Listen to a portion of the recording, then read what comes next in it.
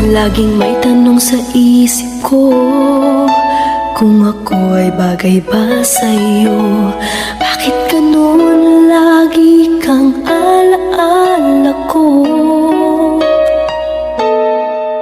Nalalaman ko na di ako ang tinitibok ng puso mo, ngunit umaasa na mapapansin mo. Kahit di mo pansin,